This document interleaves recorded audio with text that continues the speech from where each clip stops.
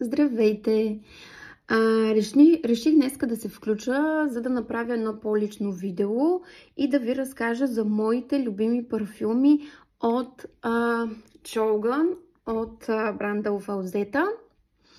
Първо ще разкажа накратко за мен, за хората, които все още не ме познават, а хората, които ме познават, ще се запознаят отново с мен.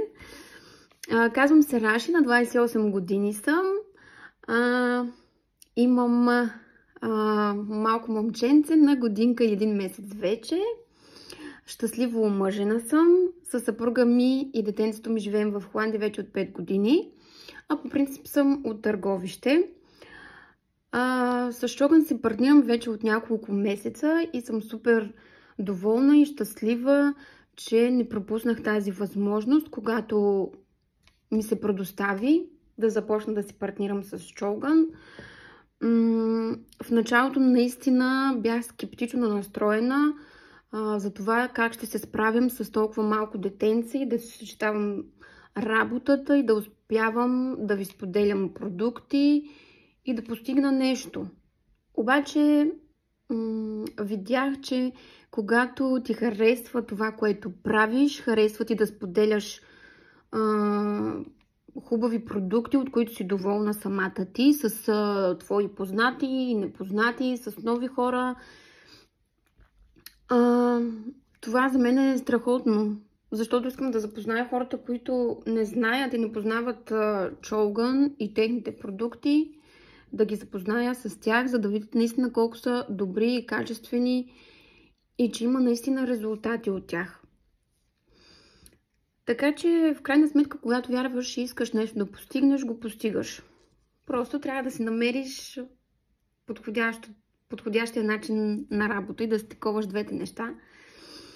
Така че, ако сте майки, не е проблем това да го правите. Повярвайте ми. Малко да разкажа за Чолган. Компанията е създадена в Италия през 2013 година. Вече има над 450 000 клиенти и дистрибутори в цяла Европа. Продуктите, които предлага Чолган, са биосертифицирани, веган са, дерматологично тествани, не са тествани върху животни. А серията Уфалзета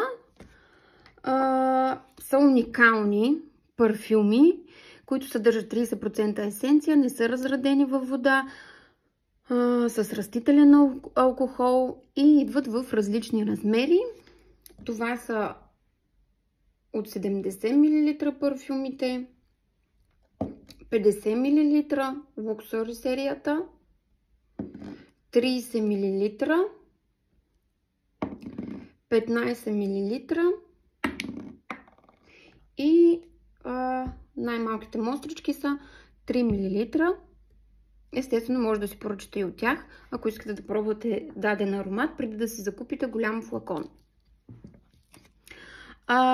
Чолган разполага с 14 бранда и всеки може да открие своя аромат или козметика. 14 бранда, това са наистина голямо разнообразие от продукти, парфюми, козметика, хигиени, почистващи препарати, даже и очила. Както казах в началото, днес се включвам, за да представя моите любими парфюми от Уфалзета. Първия, с който когато започнах и преоткрих и много харесвам и до ден днешен не спирам да го ползвам. И според мен това е номер 133 и според мен до сега нямам клиентка или нямам жена, която да не хареса този аромат. Сериозно го говоря. Аз в принцип харесвам сладки аромати. Този аромат е сладък. Супер траен е. Просто не знам как да обясня. Обонятелната пирамида, връхните нотки са бергамот, нероли и круша. Сърдечните нотки са жасмин, мъх, есенция от нероли. И базовите нотки са амбър, амброфикс, бурбонска ванилия, серенолит и ванилия. Страхотен аромат, наистина. Имала съм клиентка, която си поръча само 4 парфюма номер 133. толкова много се харесва, че просто когато го пробват и няма жена, която да не го е харесала. Поне при мен. Следващият аромат, който много ми харесва и от първите, които преоткрих, това е номер 10.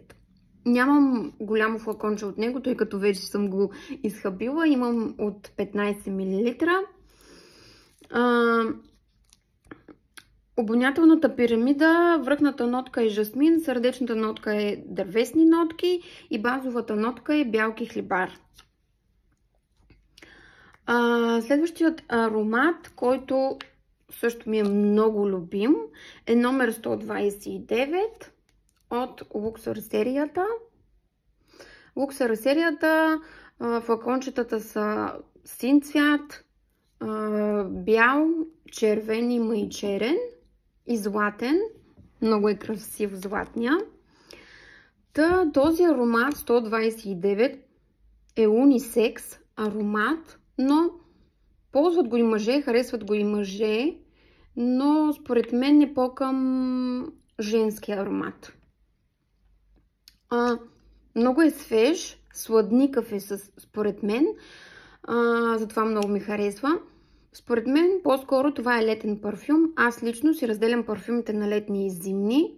По-тежките ги използвам зимата. Имам и тежки, сладки, които използвам лятото, но по-рядко, тъй като лично на мен, когато се напръскам през лятото с тежък парфюм, някакси ми става лошо, не ми е много приятно и комфортно. Мисля, че и за около мен хората също не е много приятно, защото знаете, през горещите температури малко не се съчетават тези две неща. 129, връхните нотки са бергамонт, лимон има, портокал, сърдечната нотка са плодови нотки и базовата нотка е кеклибар, мускус и ванилия. Следващият мой любим аромат е номер 111. Значи, честно ви казвам, не знаех, че има такъв аромат. Това е череша. Направо умирам по този парфюм. Аз много обичам череши, вишни, обичам всичко свързано с череша, сок, сладко, абсолютно всичко. Много обичам. И когато разбрах, че този аромат съдържа череша и мирише на череша, просто викам, трябва да го опитам този аромат. И е уникален. Според мен е по-тежък аромат и аз лично бих го ползвала през зимата. Не ми е летен аромат. Може пък някой да си го ползва и през лятото. Но аз, както казах вече, по-тежките аромати ги ползвам през зимата. 111 е комплексен аромат, в който сладостта на сочната черес се среща с интензивността на ликьор и докосване на горчив бадем.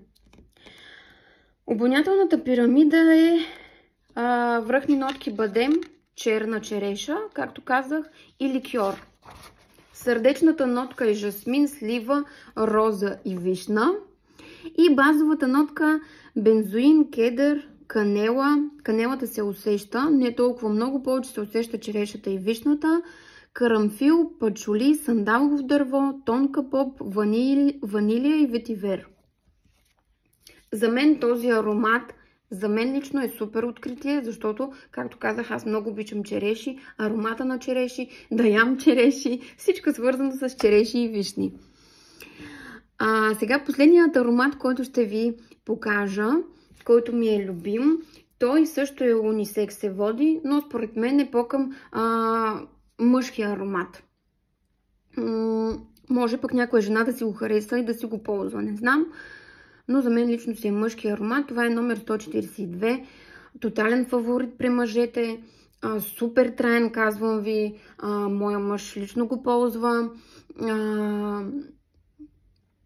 Пера му дрехите. Аромата все още се усеща, след като дрехите му са изпрани. Гардероба му, тениските. Целият гардероб мирише на този аромат. Просто тотален фаворит. честно ви казвам. Супер мощен и устойчив, предназначен за силни, страстни мъже и жени, разбира се. Обонятелната пирамида, връхната нотка е кардамон, сърдечната нотка е жасмин и тук да кажа най-интересното кожа. И базовата нотка е кехлибар, мъх и пачули. За този аромат има хора, разбира се, които не го харесват, защото е малко нетипичен аромат според мен, защото много се усеща кожата при него, което го прави според мен по-различен аромат и защото много се усеща кожата. По-тежък аромат е, наистина е тежък, но моя мъж го използва и сега през лятото и не е натрапчив и наистина страшен е. Буквално е страшен този парфюм. Напръсква се вкъщи целият апартамент тухае на този парфюм. Препоръчвам го наистина с две ръце. И просто, за да не много удължих видеото, но казах ви, че е трудно да си избереш любим аромат на Офалзета. Само да покажа, на Luxury серията парфюмите идват в такива кутийки. И набързо само ще вметна този парфюм, който също ми е много любим. Унисекс е пак, но за мен също е по-мъжки аромат. Това е номер 130. Уникален. Също е по-тежък аромат, супер траен. Значи тези двата, номер 130 и номер 142, за мен са топ фаворити за мъже. Супер траен е също този 130. Мъжа ми също го използва.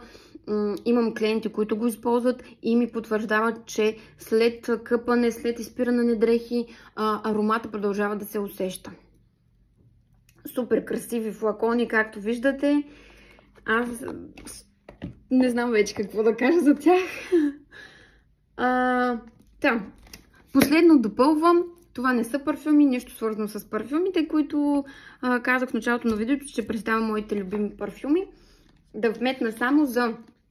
Ако искате аромата ви да трае по-дълго върху кожата ви, защото, както знаете, има парфюми, които не издържат толкова дълго през деня, когато се напръскаме с тях. По-тежките парфюми издържат повече, по-леките, свежите, такива плодовите са малко по-бързо спираме да ги усещаме, когато си ги нанесем върху нас. Но важно е, когато се напръскаме с парфюм, кожата ни да е дехидратирана, извинявам се, да не е суха, за да се абсорбира по-добре аромата, когато го напръскаме върху нас. Затова аз искам да ви представя кремовете за тяло на Офалзета, които са с аромат на парфюма, който харесвате. В смисъл, какво значи това? Може да си комбинирате любимия парфюм с крем за тяло от същия аромат, който ползвате парфюма. Аз имам номер 10 парфюма, който ползвам и номер 119. Значи, преди да пробвам номер 119, не бях пробвала и парфюма как кохае и номер 10 ми беше тотален фаворит, защото използвам парфюма. Но когато изпробвах номер 119, казвам ви, че бях супер много очарована. Мажа се след баня тялото си с крема. Вчера съм се къпала и съм се мазала. Навсякъде започва да мирише от крема. И все още днес аз усещам аромата върху тялото си. Супер трайни са кремовете. Имаме и душ гелове, които също са със същия аромат парфюм, който харесвате. И така, че може да си комбинирате. И да, това е куфарчето на Офалзета с над 140 мостри. Има различни цветове куфарчета. Ако имате интерес относно работата или относно продуктите, искате просто да си поръчате, може да се свържете с мен, не се притеснявайте, даже и само за информация. Не ям хора. И така, пожелавам ви хубав и слънчев ден и усмихнат, с много усмивки. Бъдете позитивни, не се притеснявайте да се впуснете в нещо ново. Както се казва, без да пробваш, няма как да знаеш дали ще се получи. Така че риска, не се страхувайте от риска и от това да се впуснете в нещо ново. Аз го направих и наистина не съжалявам. Благодаря много, че бяхте с мен и чао-чао!